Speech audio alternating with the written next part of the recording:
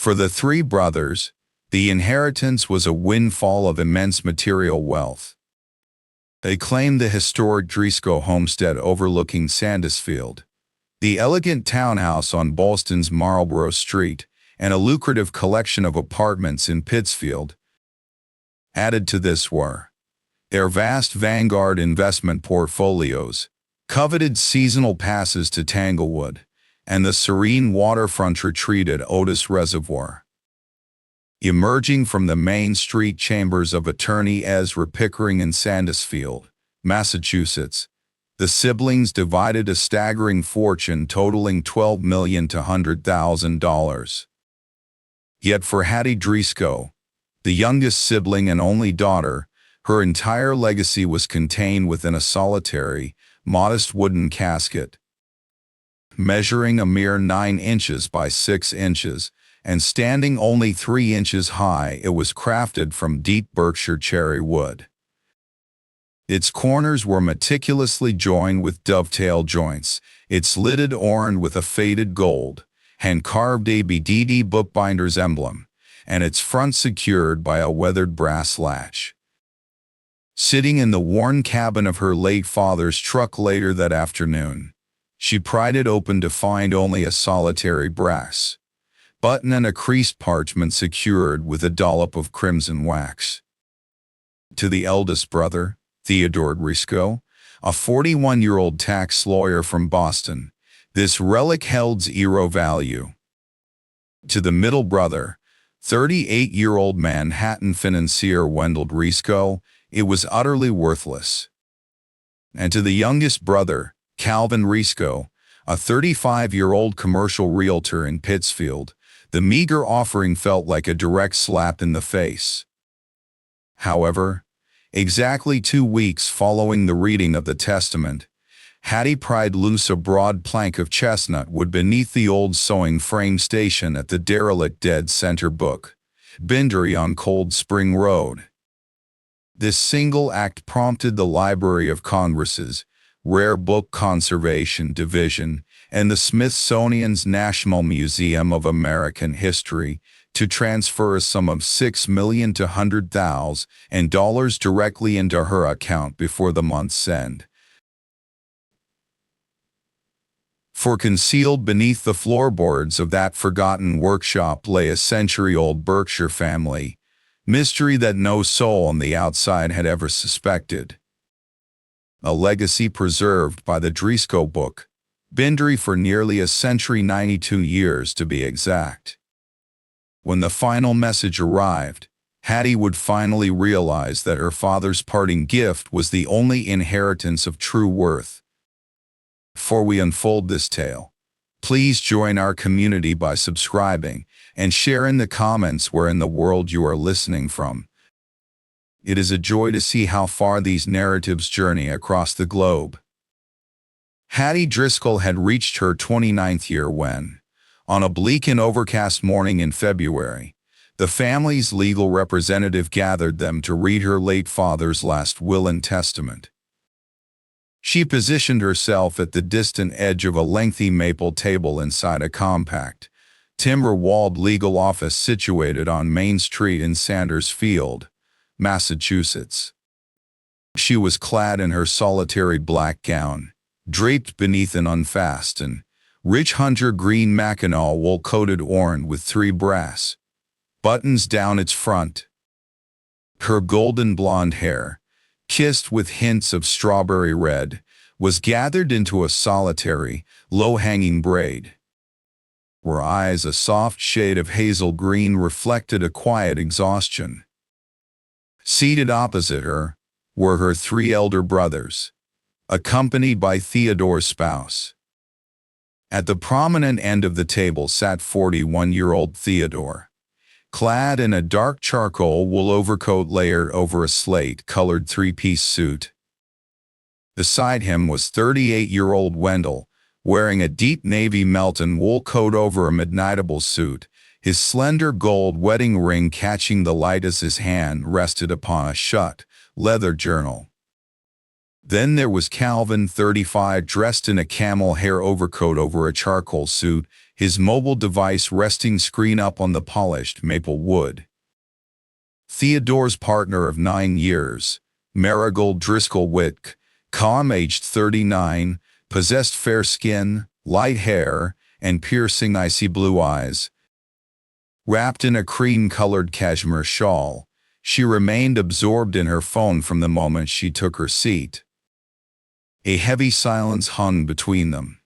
Not one of her brothers had uttered a single word to Hattie since their father's burial 5 months prior. Presiding over the gathering was 73-year-old Mr.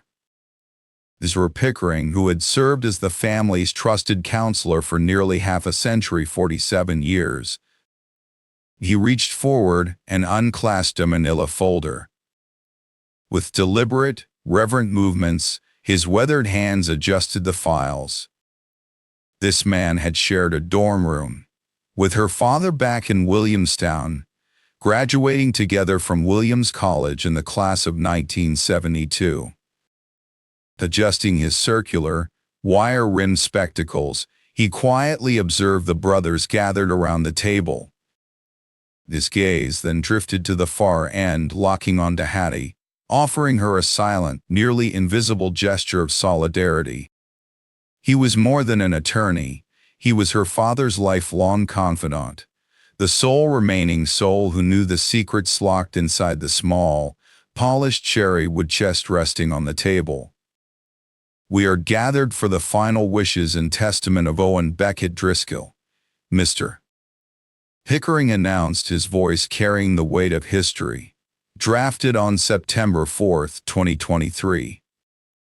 To my firstborn, Theodore Driscoll of Brookline, Massachusetts, I bequeath the ancestral Driscoll estate, 396 acres of rolling land above Sandusfield on Norfolk Road, including the family home, the dairy barn, all agricultural machinery, and the livestock. To my second son, Wendell Driscoll of Manhattan, New York, I leave the Boston residence at 147 Marlborough Street, alongside the family's Vanguard investment portfolio, currently valued at roughly $3.4 million, and the coveted Tanglewood season passes. To my third son, Calvin Driscoll of Pittsfield, Massachusetts, I grant the collection of 6 apartment buildings on the city's eastern side, along with the lakeside retreat on the shores of Otis Reservoir." Mr. Pickering paused, his eyes rising above the rims of his spectacles to meet the room's heavy silence. Looking back down, he slowly turned the page. "And to my daughter, Hattie Driscoll of Sandusfield, Massachusetts," he speaking with measured gravity, the attorney read the final decree. "To Hattie, I bequeath the small dark cherry wood chest that has remained in our family's possession since 1898, along with its entire contents and one final letter." He gently lifted the compact box from the paper folder, placed it upon the maple table, and slid it down the long wooden surface toward Hattie. Its interlocking corner joints caught the soft, pale light of the February afternoon. The faded gold emblem of ABB book binders stamped onto the lid shimmered in that same faint glow. Hattie rested her hand upon the cherrywood cover, choosing to leave it closed. A profound silence enveloped the room until Theodore finally broke the quiet. "A wooden box," Theodore remarked, "from 1898. "Indeed, a wooden box from 1898, Mr. Pickering confirmed. Wendell let out a brief, cynical chuckle, the sharp laugh of a financier. Calvin tilted his glowing phone screen upward, checking for any incoming messages.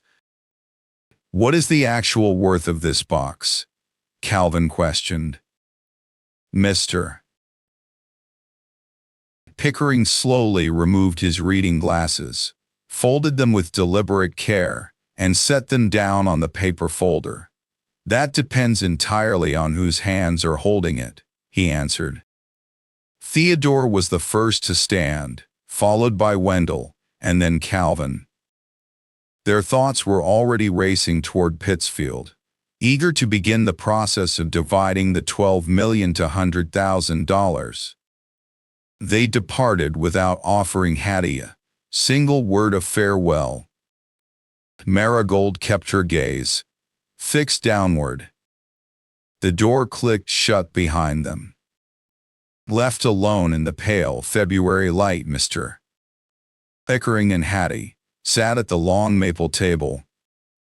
He closed the paper folder, carefully aligning its edges with the side of the table. "Your father assured me you would not weep, Mr. Pickering said. "I am not weeping," Hattie replied. He nodded slowly in understanding. Pushing his chair back, he walked the length of the room into the hallway and disappeared for a brief moment. When he returned, he carried a solitary, hand-painted wooden sign about a foot long. Measuring nearly a foot and a half, the weathered plaque displayed the hand-painted inscription Riscal Book Bindery EST. 1898 in deep walnut tones against a faded, ivory background. It had hung in the corridor of the attorney's office for so long that the brass wire on the reverse side had stained the aged paint. "Your great-grandfather Beckett created that sign in 1898, Mr. Xiao recalled. "I purchased it at his estate sale back in 1953 for just $2. I was only 8 years old at the time. For 71 years, it has remained in my office hallway. Your grandfather never claimed it, nor did your father. I realize now that I was simply keeping it safe for you." Hattie lifted the wooden artifact, her thumb tracing the carved, textured edges of the cream-colored paint. She gently returned it to the table, placing it next to a small dark cherrywood chest. Take the chest to your truck, Mr. Pickering advised. "Open it there and read the documents inside. Afterward, drive over to the Berkshire Mutual Savings at the intersection of Main and South. Find Mrs. Lenora Whitcomb at the safe deposit desk and ask for your father's box. She will understand." Offering her quiet thanks to Mr. Pickering, she gathered the cherrywood chest and the historic sign, then walked out of the office. She descended the wooden steps to the curb where her father's 1989 Chevrolet K1500 pickup was parked. She had reclaimed the truck at an auction in October for $2150, refusing to let her brothers consign it to the scrap heap. Sliding into the cab, she placed the wooden sign on the bench seat next to her and rested the small cherrywood chest on her lap. She reached down to unfasten the weathered brass latch. With a gentle click of the latch, she raised the lid. Resting inside upon a pristine square of ivory cotton rag, the very canvas of a bookbinder, lay a heavy, aged brass token, broad as a coin. Etched into its weathered surface was the emblem of their craft, a crossed-bone folder and a binder's needle. Alongside it rested a folded parchment of the same cream-colored cotton, secured by a seal of deep, crimson wax. Imprinted upon the wax was that same symbolic crest of needle and bone. Across the face of the letter, written in the slow, measured script of a Yankee from the Berkshire Hills, was a simple dedication, "For Hattie, when Owen chooses you." Slipping her thumbnail beneath the crimson seal, she broke it, the wax splitting cleanly down the center. She unfolded the page to read the words within. "My Hattie," the letter began, "by the time your eyes find these words, I will have been departed for several winters and your father longer still. There is a truth I should have whispered to you, when you were old enough to grasp it, but I held my tongue. For our sacred craft is not passed down through spoken words. It is inherited through the touch of the hand and the devotion of the keeper. Your father has now designated you to receive this legacy. You are the guardian now? And within this very button lies the heart of our trade. This is the very button that once anchored the leather apron I wore at the workbench. For it was mine. It graced my father's apron, and his father's before him. It was your great-grandfather Beckett who forged this brass with his own hands at the small foundry in West Stockbridge in the year 1898, the very year he established our book, Bindry on Cold Spring Road. He cast 5 of these buttons in total, remaining for still weight, hidden in the shadows of the Bindry cellar. Where lies the 5th token? Carry it back to the sanctuary of the book Bindry. Simple brass button rests the legacy of our craft. It is the ultimate key. Make your way to Main Street, where the Berkshire Mutual Savings stands, and request the assistance of Mrs. Lenora Whitcomb at the vault desk. Ask her for the vault box that belonged to your father. Secured inside, you will discover the deed to the historic book, Bindry on Cold Spring Road, nestled just north of the Sandusfield Town Hall. It spans just over half an acre, holding the structure that has rested firmly upon its original heart pine foundation since 1898. There you will find a heavy iron key hanging from a slender brass ring. This key is forged to open the padlocks, securing the weathered cedar door. Let your footsteps trace the floorboards first. The wood itself will guide your journey. Across those wide planks of ancient chestnut, search for the exact center beneath the sewing frame. You will feel the warmth radiating there. Have patience, sweet Hattie. The ancient trade is ready for its new keeper. Signed by your grandfather, Adelard, on the 12th of October, 2010. Patty lingered in the quiet cabin of her pickup truck as the minutes stretched on. The pale, cold sunlight of February washed over the dashboard, illuminating the rich crimson wax in her lap and catching the metallic glint of the brass. Though emotion swelled within her, she shed no tears. Gently folding the parchment, she secured the brass button inside the cherrywood box and closed the lid. She shifted the truck into gear, navigating down Main Street to the corner of Main and South, before stepping resolutely into the warmth of the Berkshire Mutual Savings. For 3 decades, Mrs. Honora Whitcomb had guided the Berkshire Mutual Savings as its branch manager. Throughout those 30 long years, she carried the silent weight of the book Bindry's deep secret, never breathing a single word of it to anyone. Upon Hattie's request to retrieve her father's repository, Mrs. Whitcomb rose from her desk. Leading the way into the secure vault, she unlocked the iron gate with a brass key that hung from a chain at her waist, pulling. Within the drawer lay 3 quiet remnants of the past. First, a single folded letter of rich cream paper, sealed with a droplet of deep blue wax and addressed to Hattie in her father's familiar handwriting. Next, a small but heavy iron key resting on a tarnished brass ring. Lastly, a folded property deed from September 14, 1953, which transferred the Driscoll book, Bindry, from the estate of Beckett Adelard Driscoll to his only son, Adelard Beckett Driscoll, accompanied by a subsequent deed from October 4, 2011, conveying the very same land from Ada Lard Beckett Driscoll to his own son, Owen Beckett Driscoll. Clutching the deeds, the key, and the sealed message from her father, Hattie walked out to her truck.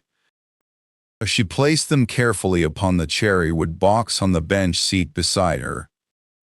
Under the pale, soft light of a February afternoon, she drove south, leaving Sandusfield behind on Cold Spring Road. The road wound through the skeletal hardwood forests of the Berkshire Hills, tracing past snow-draped hayfields of the Upper Valley farms, and the historic stone walls where Beckett had walked as a young man in 1898.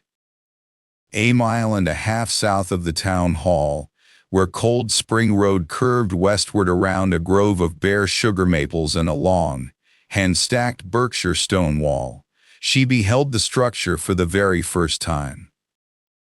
It was a majestic, 127-year-old timber-framed book bindery, rising 2 stories beneath a sloped slate roof, glazed with February ice and missing roughly 28 slates. It stood as a monument to time. Its heart pine clapboards had weathered to a beautiful silver gray through more than a century of Berkshire winters, with the hand-carved chestnut timber framing still visible at its corners. On the visible side wall, a pair of slender, towering windows faced the north, their salt-glazed glass dimmed by years of accumulated dust. To the right of the entrance, a small heart pine delivery box hung mounted, its weathered cabinet door warped slightly out of its frame. The main entrance was constructed of weathered cedar planks, secured by a formidable black iron latch and a heavy padlock. Though the workshop bore the unmistakable marks of desertion, its structure remained sound and unbroken. It stood in quiet anticipation. Steering her truck off Cold Spring Road, Hattie guided the vehicle onto the narrow, dirt path leading to the workshop. She cut the engine. The pale light of a February afternoon caught the weathered, silver-gray pine siding, bathing the timber in a cold, winter gold. For a moment, she lingered in the cab, clutching the heavy iron key in her right hand. Reaching into a cherrywood box, she retrieved a brass button and slipped it into the breast pocket of her mackinaw coat. She stepped out of the truck and walked up the weathered cedar steps. She fitted the heavy key into the iron padlock. The mechanism turned, and the lock fell open in her palm. She lifted the latch from its staple and pushed open the weathered cedar door. Instantly, she was greeted by the rich aroma of the craft, aged leather, warm beeswax, spun cotton thread, and the sharp tang of oak gall ink, underlaid by the delicate sweetness of alum-treated paper. It was the exact scent of her grandfather's hands from the days of her childhood. Streaming through the twin northern windows, the pale February sun cast 2 long cool ribbons of light across the wide chestnut floorboards of the workshop. Along the northern wall, Adlard's tools still hung from their cedar pegs.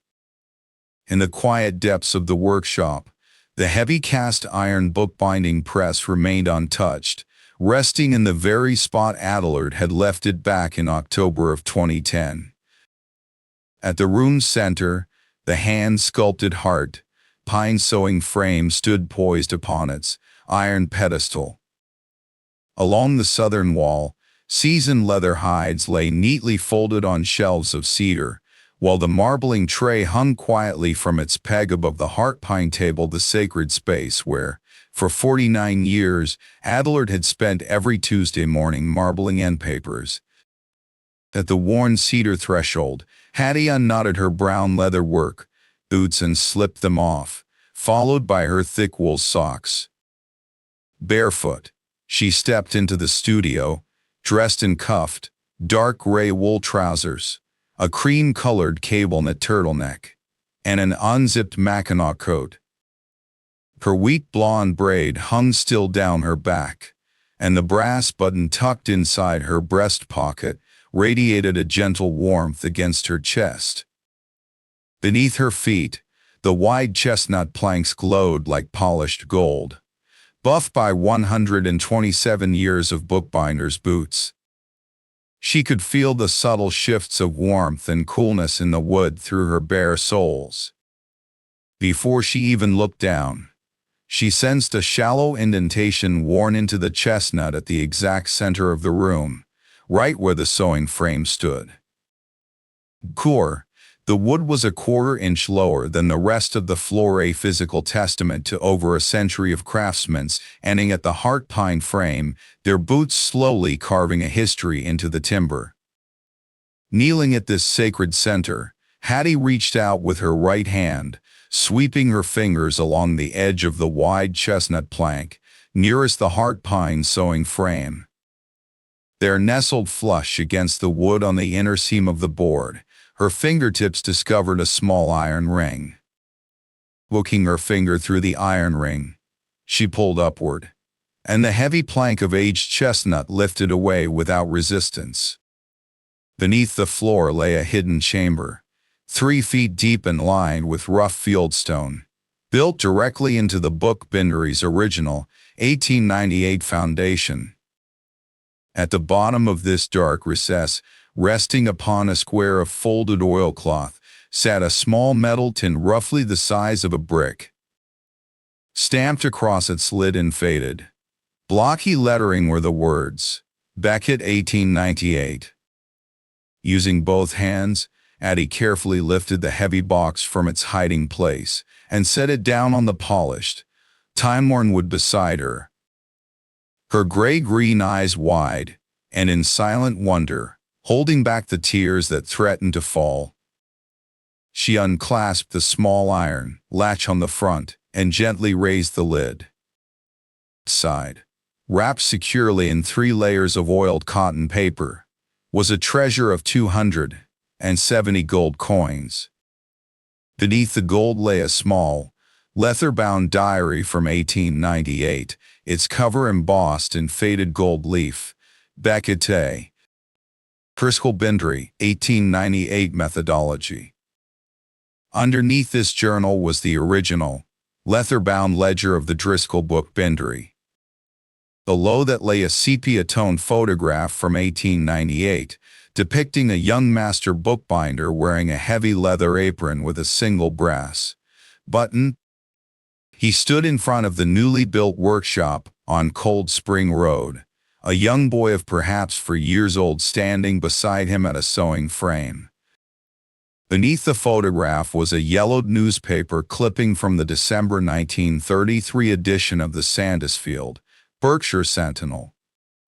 The front page headline read, "Mystery Berkshire, Bookbinder Restores 47 Family Bibles." No name, no charge, and at the very bottom of the tin lay a folded letter, written on cream-colored cotton paper, its wax seal broken. A seal of deep indigo, wax secured the document. Pressed firmly into its surface was the hand-carved, Doty monogram belonging to her father, Owen Riskill. The folded parchment was addressed to Hattie, bearing a poignant inscription, "When you find this, forgive me." Hattie placed Owen's message onto the weathered chestnut surface, resting it beside the metal container. She decided she would read his confession under the cover of night. This somber place was not where she would face his words. As for the 4 brass buttons her grandfather had detailed in his correspondence, still waiting somewhere in the depths of the bookbindery, they were absent from the tin box. The cellar held a more profound mystery, a deeper stratum of the past. Just 2 feet to the south of the hollow where the tin box had lain, embedded seamlessly within the broad chestnut floorboards, was a rectangular patch measuring roughly 3 by 4 feet. Its coloration was only a fraction darker than the surrounding timber. Right at the heart of this shadowed, wood nearly imperceptible against the natural grain of the chestnut. Lay 2 iron rings set flush into the floor. A secret hatchway. Slipping her fingers through the cold iron loops, she pulled upward. The hatch was a massive slab of hand-hewn chestnut, a full 3 inches thick. With an effort, she swung it completely open, resting it against the floorboards beside her. Revealed beneath the hatch was a seam bound in wax. 8 flawless, circular seals of rich crimson lined the inner edge, each one stamped with the emblem of a crossed bone folder and a bookbinding needle. Adelard had secured this passage before his passing, stamping his signature artisan mark 8 times into the hot wax. He had never returned to disturb them. He had preserved this moment for her. Reaching beneath the crimson seals, her fingers found the hidden latch. With a firm press, the mechanism released, and the ancient wax fractured with a sharp snap. Breaking the 8 protective seals, she lifted the internal hatch to reveal the passage below.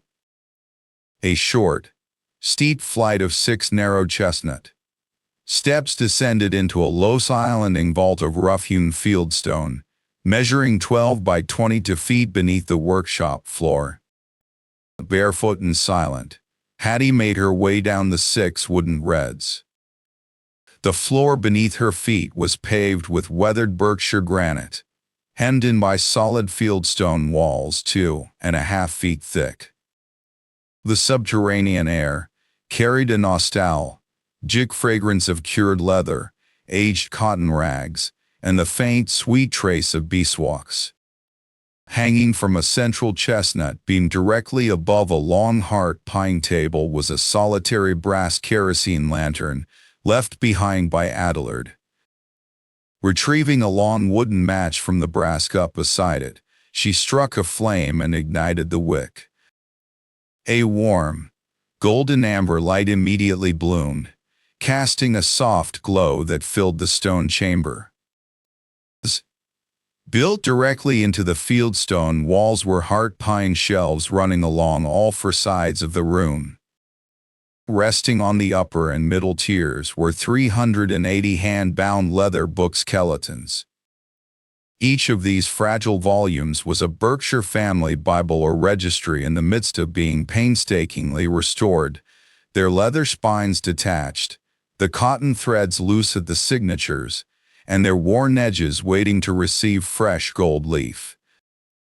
Every book skeleton was enveloped in deep crimson oilcloth, bearing a label written in Adelard's patient, meticulous handwriting, Carrington Family Bible, Otis Restoration begun 1983, Wickham Family Bible Sandusfield, Restoration begun 1994, Pemberton Family Registry, West Stockbridge, Restoration begun 1999. Beneath these 380 waiting treasures, lined up in a single and broken row on the bottom shelves, rested 47 original leather-bound ledgers from the Driscoll book. Gilded lettering caught the light along the spines of the academic bindings, tracing the history of the Driscoll book, Bindery through its annual records from 1898, 1899, and 1900. This archive of craftsmanship wrapped around the room, stretching down one wall, turning the corner, and continuing along the next. The years marched on: 1956, 1957, 1958 until reaching the final volume, the concluding ledger of 2011. Resting at the center of the weathered pine table, illuminated by the soft glow of a kerosene lamp, lay a singular, hand-illustrated guide. Embossed upon its cover were the words, "The Methodology of Heritage Berkshire, Bookbinding B. A. Driscoll, 1898. Within its 56 pages lay a masterpiece of devotion, every leaf adorned with hand-drawn sketches, Every precise measurement was penned in Beckett's own hand, capturing the entire sacred art of restoring Berkshire family Bibles within a single, beautifully bound volume. Adjacent to this manual rested 12 large sheets of cot and rafting paper, folded once and secured with a deep crimson ribbon. Gently, she untied the knot and spread open the first page. Before her lay a hand-drawn map of Berkshire County, sketched by Beckett in 1898. Scattered across the terrain were 187 tiny black ink points, each accompanied by a family surname. It was a complete, living testament to every household that had entrusted their sacred family registries and Bibles to the Driscoll book bindery during that historic year. At the head of the table beside the 12 sheets lay a solitary piece of folded cream cotton paper. It bore the date of April 17, 1933, inscribed in a deliberate, measured New England script. Waddy lifted the delicate page with reverence. Unfolding it, she began to read beneath the warm, golden glow of the lantern. Under the amber glow of a kerosene lamp, the handwritten words came alive. On this 17th day of April, 1933, I'd Beckett our Driscoll master artisan of the Driscoll book, bindery on Cold Spring Road in Sandusfield, within the heart of Berkshire County, Massachusetts, do solemnly vow to the 47 local families who left their sacred Bibles in my care this past winter. Without asking for a single cent, I pledge to return to every home before the year 1933 ends a fully resurrected heirloom. Each Bible will be bound in rich Moroccan grain leather, its ancestral registries preserved, its gilded edges restored to their former luster, its marbled end papers renewed, and its pages handswoven once more with strong cotton thread. O long as my fingers possess the strength to guide a needle and pull a thread, no family in the Berkshires shall be forced to surrender the written history of their ancestors for lack of money. May God Almighty sustain me. At the bottom of the single page, the ink bore the name of Beckett Adelard Driscoll, dated April 17, 1933. Directly beneath his signature, written in 3 patient, deliberate hands, were the successive vows of his descendants. I, Adelard Beckett Driscoll, on this 17th day of April, 1948, at the age of 15, under the watchful eye of my father, Beckett, commit myself to this very same promise upon his passing. I, Owen Beckett Driscoll, on this 17th day of April, 1972, at the age of 20, under the watchful eye of my father, Adelard, commit myself to this very same promise upon his passing. I, Hattie Pemberton Driscoll, on this 17th day of April, 2020, at the age of 23, under the watchful eye of my father, Owen, commit myself to this very same promise upon his passing. That fourth and final signature belonged to her. It was on that April afternoon, in 2020, when her father had led her down into the quiet of this cellar, and it was there in the dim light that she had bound her own life to the family covenant. At the tender age of 23, the true gravity of the oath eluded her. She did not comprehend the profound weight of the ink she was committing to paper. All that mattered was the simple truth that her father was reaching out to hear a rare and precious request, after years of feeling unseen and unneeded. She lingered for hours at the solid pine table, enveloped in the soft, golden embrace of the flickering kerosene lamp. Beyond the windows of the book bindery, the pale light of a chilly February afternoon slowly dissolved into the deep, velvety blue of a Berkshire twilight. Through it all, the amber flame burned with unwavering constancy. For nearly a century, 4 generations of Driscoll artisans had bound their lives to this sacred covenant. Beckett in the shadow of 1933, Adelaide in 1948, Owen in 1972, and ultimately Hattie in the dawn of 2020. 92 years. Through 90 to harsh winters, the covenant endured, an unbreakable bond where their sacred craft and their solemn vow became one and the same. On that quiet night, within the secluded rear study of the Driscoll home, stead perched high above Sandus Field, Hattie took her place at the massive white pine roll-top desk that belonged to her father, Owen, and gently slid open its wooden cover. This was the sanctuary where her father had once poured his thoughts onto paper. From a small tin container, she retrieved Owen's folded message and placed it gently in the center of the weathered green leather writing pad.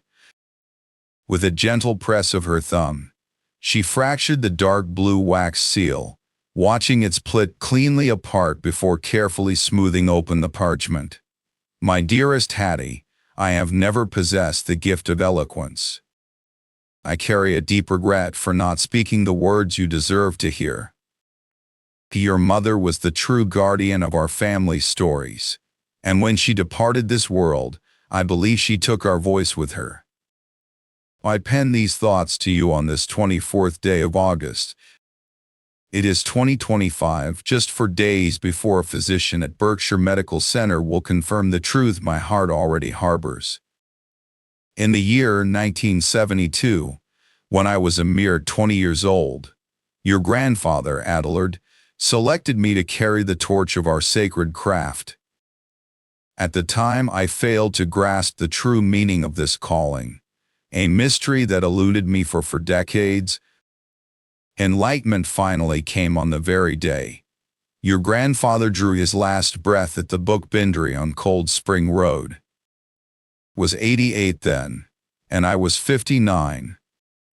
Placing the brass button from his worn leather apron into my palm, he whispered, Owen, this craft is a lineage, the hand that acquires the skill, the hand that passes it down, and the hand that inherits it next. For 14 years, since his departure, I have strived to embody that guiding hand of instruction. Throughout these 14 years, I watched your brothers mature into men completely oblivious to the workshop's existence. They never inquired, and I chose not to speak of it. Yet, I also watched you blossom into a woman who somehow sensed the bindery's presence, possessing an unspoken knowledge of its existence. As a little girl, you would question me about the sweet scent of beeswax. I withheld the truth, a silence for which I now seek your forgiveness. I ought to have shared it with you. To your brothers, I bequeath the family farm, the city townhouse, the investment portfolio, the apartment buildings, and the lakeside retreat. They will liquidate what is marketable and divide the rest, continuing on their current paths, unchanged. In truth, I will have given them nothing they did not already possess in spirit. But this chest, my dear Hattie, is a legacy your brothers can never sell. This chest stands beyond the reach of your brothers' division, it is yours alone. I bequeath to you the sacred relics of your grandfather, of his father, and of the ancestral line stretching far back into the shadows of our history. My legacy to you is a simple wooden chest, a solitary brass button, and a letter bound by a seal of crimson wax. Along Cold Spring Road, a quiet book bindery has slumbered for 14 years, awaiting the touch of a true artisan who understands the ancient craft. I pass down to you a covenant that has survived for 982 years. Yours is the quiet gratitude of 4 generations of Berkshire families, who held their beautifully restored Bibles, never knowing the nameless hands that saved them. Deep within the cellar against the southern wall, for brass buttons lie wrapped in crimson oilcloth on the lowest shelves furthest edge. This is the only portion of my estate that truly signifies. Had I possessed the eloquence, I would have shared these truths when your mind was ready to receive them. But silence was my companion. I ask for your grace. When time allows, my sweet girl, simply bring me a cup of coffee, just as you once did. Only that. With love, your father, Owen Beckett Driscoll. August 24th, 2025. Hattie smoothed the parchment across the weathered green leather of the writing desk. Her eyes remained dry. No tears had escaped her in the attorney's chambers, nor in the cold depths of the bank vault. She had shed no tears in the cellar, nor now at the roll-top desk. It was while standing at the very heart of the workshop, right where the sewing frame once rested, feeling the radiant warmth of the chestnut floorboards beneath her feet, that an unbreakable stillness took root within her soul. It was a fortress of quiet resolve she would carry forward for all the days of her life. Slipping the message back into its sanctuary of polished cherry wood, she softly pressed the lid shut. She traversed the quiet rear corridor of the homestead, passing through the darkened kitchen and stepping out into the open air of the back deck. A biting, crystalline mid-February night held the Berkshires in its grip, while above the high hayfields, the stars burned with piercing clarity. Wrapped in the faded warmth of her father's old wool barn coat, she looked out into the freezing gloom and whispered to the night, "Thank you, Grandpa. I am going to bind again." With the arrival of the morning's first pale light, she journeyed down to Cold Spring Road, where she kindled the wood stove and set a pot of coffee to brew on the cast iron range. Wrapping a scrap of soft cotton around her fingers, she dipped it into the jar of beeswax resting on the hard pine shelf, beginning to stroke the weathered chestnut sewing frame with slow, rhythmic devotion. Beneath her hand, the rich golden grain of the chestnut imbued with 127 years of tensie and treads and hammer blows gradually materialized, like a face rising slowly through still water. For 3 hours, she poured her energy into restoring the frame. When afternoon arrived, she loaded her father's vintage cherry wood drafting board into the back of her K-1500 truck and transported it down to Cold Spring Road. She arranged the board upon the heart pine table in the quiet rear of the workshop, then set to work penning a single letter on cream-colored cotton paper, her hand moving in a graceful, deliberate Berkshire script. Addressed the envelope to Mrs. Lillian Beauregard, the senior curator of heritage, American bookbinding at the Smithsonian National Museum of American History in Washington, D.C.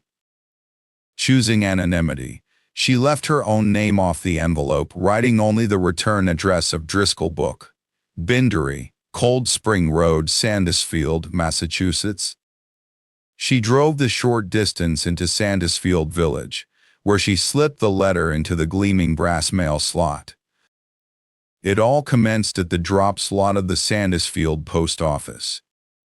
12 days later, beneath the brilliant, icy skies of a late February morning in the Berkshires, a specialized climate-controlled transport vehicle from Washington navigated the rugged dirt path, coming to a halt before the Driscoll Book Bindery. A convoy of 3 additional vehicles followed in its wake. Among them was a second transport from the Library of Congress Rare Book Conservation Division, a sedan representing the Houghton Library at Harvard and Cambridge, and a utility truck sent from the Chopin Library Books at Williams College in Williamstown.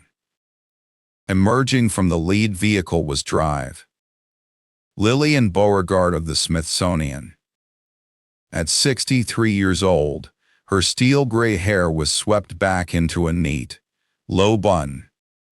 She had dedicated her entire career to pursuing the legendary Berkshire bookbinding shop, a place she had first encountered 40 years earlier as a graduate student. Hidden within a single brief sentence of a 1933 article in the Sandusfield Berkshire Sentinel. Beside her was Drive, Cornelius Whitaker from the Library of Congress, a soft-spoken, 58-year-old black man wrapped in a navy wool overcoat.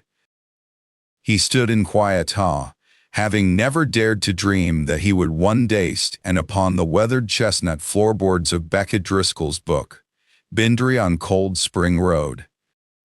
Also present was Drive, Hortense Brackenridge of Harvard's Houghton Library, a robust, 70-year-old white woman wearing a Ford-Stream Mackinaw wool coat that bore a striking resemblance to Hattie's. For Hortense, this was a return to familiar ground. She had journeyed to Sandusfield once before in 1997, searching fruitlessly for the Driscoll book Bindry. On that occasion, she had stood exposed to the freezing rain on Cold Spring Road for an hour and a half before finally retreating to Cambridge empty-handed. Completing the gathering was 61-year-old Drive, Porcellus Pickering from the Williams College Chopin Library. He was the nephew of Mr. Ezra Pickering, the pioneering founder who had first established the Williams College Heritage Berkshire Book binding program. For nearly 2 decades, 19 years to be exact, he had dedicated his life to the preservation program. Yet it was only on this very morning that a stunning truth came to light. The anonymous donation that had established the initiative back in 1973 had actually originated from the father of his uncle's college roommate. Greeting them at the threshold of the book Bindry was Hattie, clad in a thick oak cream cable knit wool turtleneck, charcoal gray utility trousers, and a protective canvas apron secured around her waist. She guided them through the sanctuary of the workshop, pointing out the antique sewing frame crafted from heart pine and the heavy, imposing cast iron press. Leading the group down the creaking chestnut staircase, they descended into the shadows of the cellar, where she placed a glowing kerosene lantern upon a rustic heart pine table.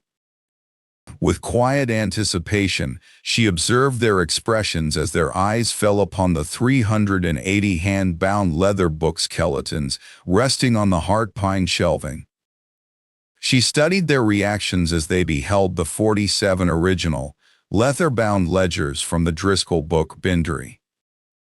She closely read their emotions as they absorbed Beckett's revolutionary methodology, and finally as they gazed upon the words of a solemn, 92-year-old pledge. Upon hearing the words of that historic vow, Harvard's Drive, Breckenridge sank onto a chestnut's tool beside the heart pine table, completely overcome. Dr.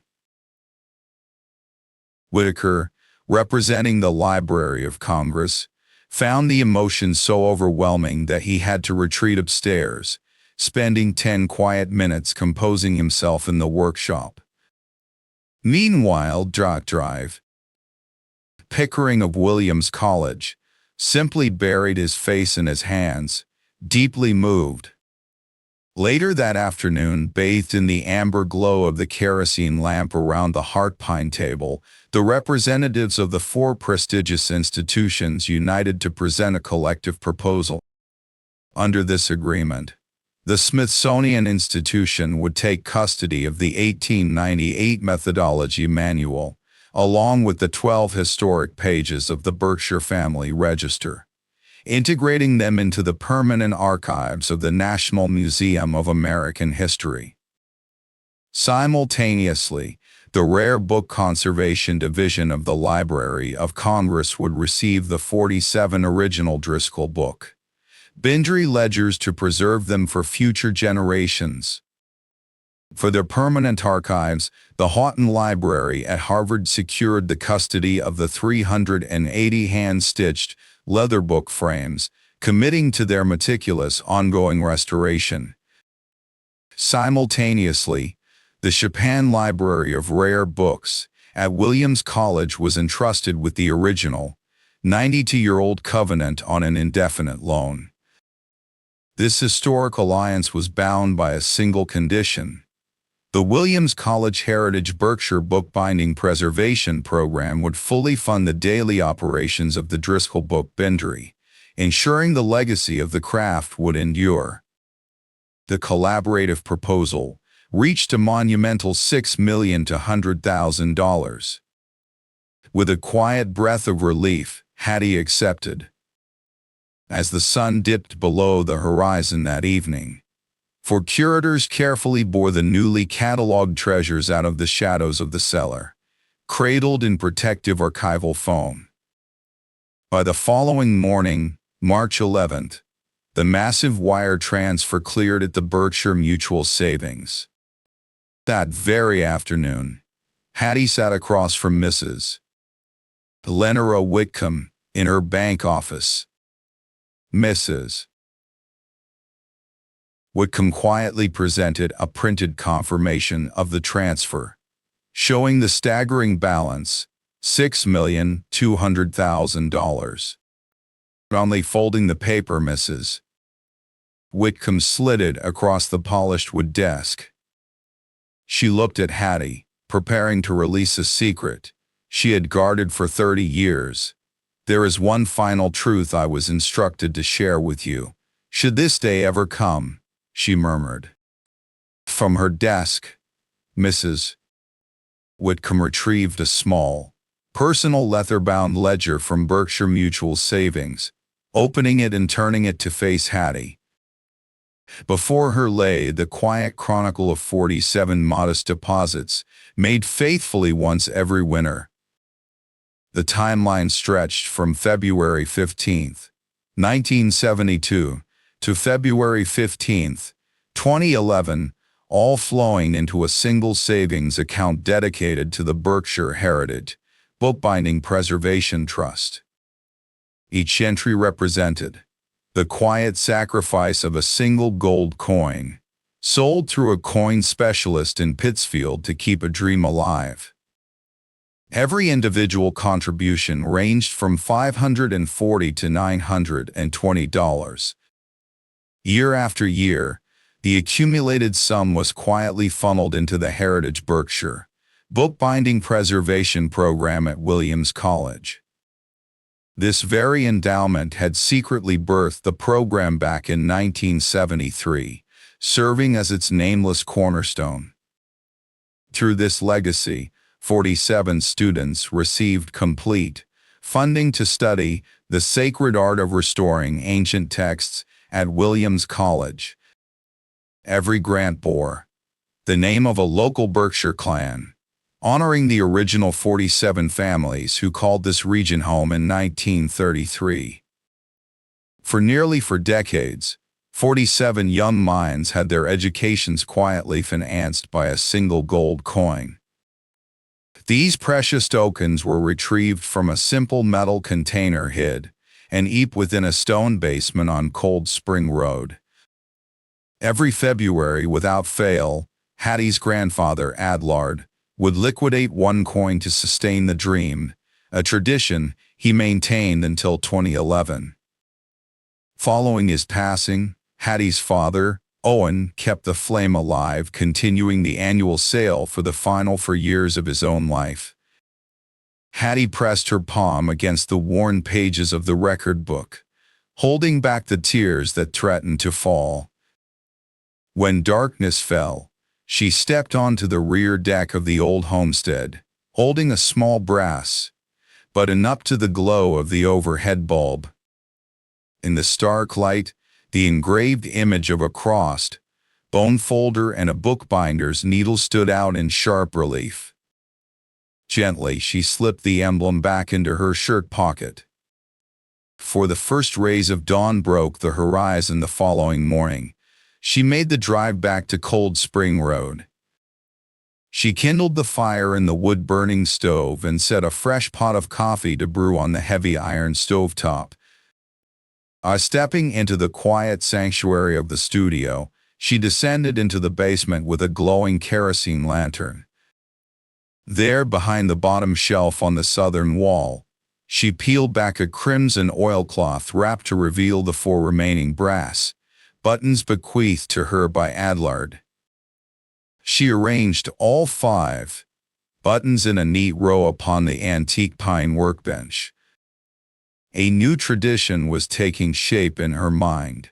Each year, she would fasten one of these symbolic brass markers onto the protective leather aprons worn by the incoming Williams scholars. She envisioned guiding bright minds from the local college to learn the craft at the historic Driscoll Book Bindery. While for students would learn the trade, she reserved the final, 5th place for herself, wearing her own worn leather apron. The exhausting task of polishing brass was finally laid to rest.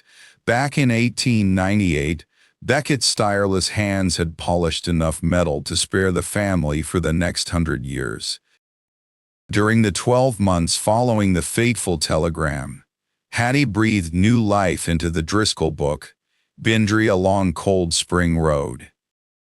Whispered recommendations spread through the hills, drawing 47 Berkshire households up the rugged paved path to her workshop.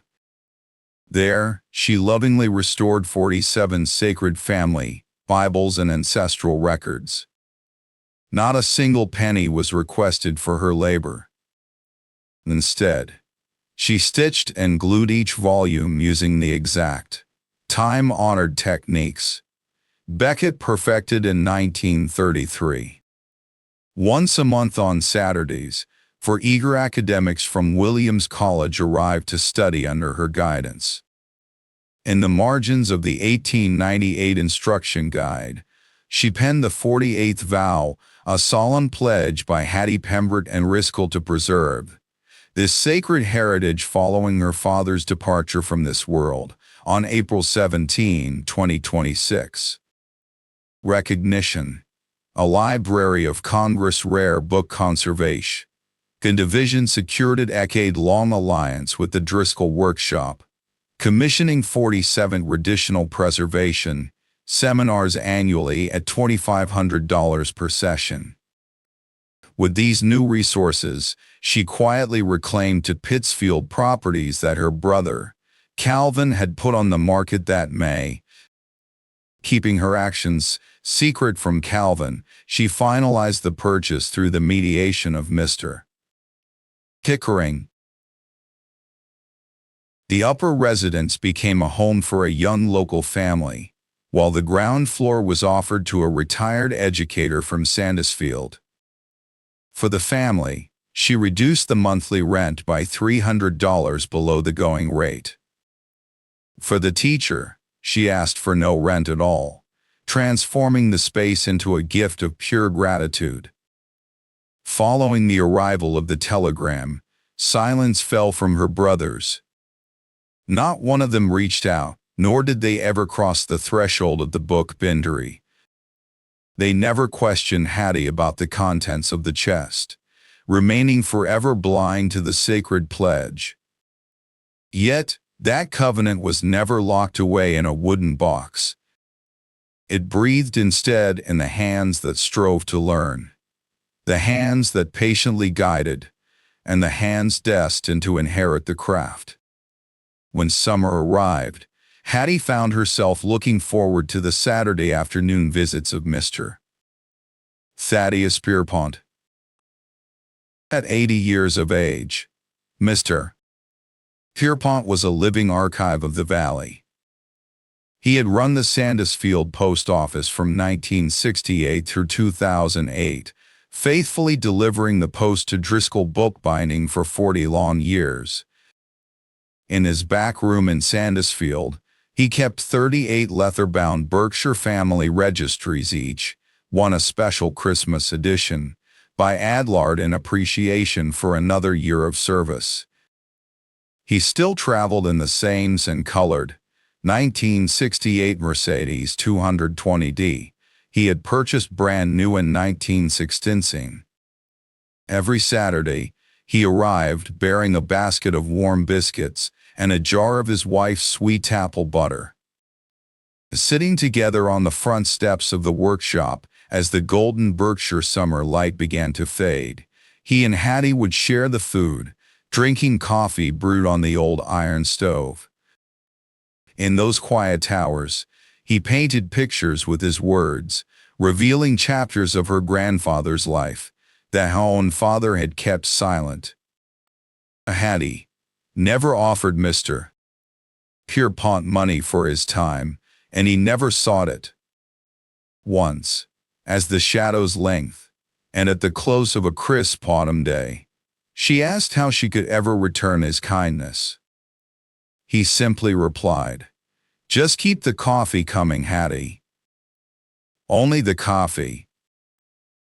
For there is an intangible essence to the trades passed down by our grandfathers.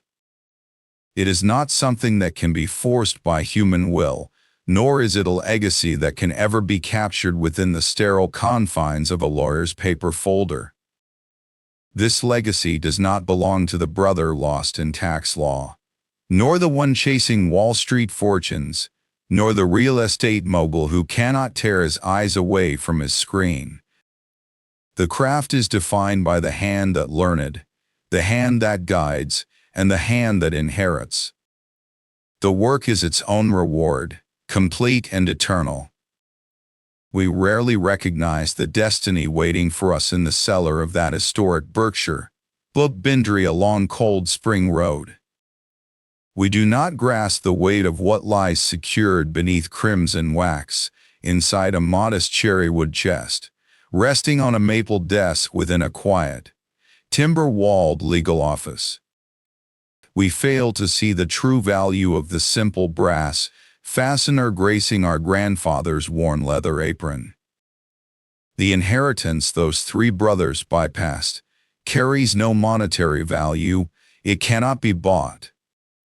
They missed the touch of the hand that mastered its craft at the heart pine stitching frame, positioned precisely in the center of the chestnut floorboards within the 127-year-old workshop on Cold Spring Road. They missed the legacy of the brass button forged back in 1898 at a modest metalworks in West Stockbridge and worn proudly on their great-grandfather's chest. They missed the crimson wax imprint of a custom artisan stamp, sealing a folded message written on textured, cream-colored cotton paper. They missed the solemn oath sworn during the bleak Berkshire spring of 1933 to 47 struggling families, ensuring their ancestral lineages would never be forgotten. They missed the touch of the 92-year-old hand that faithfully bore that sacred vow across for generations. They missed the only thing that truly mattered. Through it all, our grandfather was guiding us. Every moment at the stitching frame, every hour spent at the workbench, he was showing us the way. Rustic pine workbench down in the basement. His lessons were delivered through the deliberate, elegant Berkshire handwriting prescribed by the 1898 instruction guide. Instruction came silently, embodied in the crimson wax stamp, the intersection of the bone folder and the bookbinder's needle. It was woven into the metallic gleam of the brass button fastening his leather apron. Though we did not always recognize these moments as lessons, the education was constant. The craft itself was the instruction. To learn is to practice the craft, a truth that will endure for as long as our fingers possess the strength to bind a folio and draw a cord tight. Ultimately, this legacy is the sole possession of true value. It far outshines the acreage overlooking Sandusfield, the elegant residence in Boston, the accumulated wealth of the Vanguard accounts, the rental properties in Pittsfield, or the waterfront retreat by Otis Reservoir. The true legacy is the lineage of touch, the hand that acquired the skill, the hand that passes it down, and the hand that inherits the future.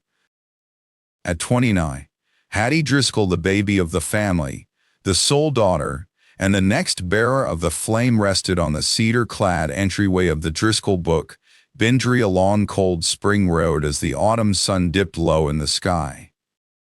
Clad in a thick, cream-colored cable, knit sweater with a heavy woolen blanket wrapped around her shoulders, she cradled a warm mug of coffee. Tucked safely inside the front pocket of her utility shirt, resting right against her heart, was the historic brass button.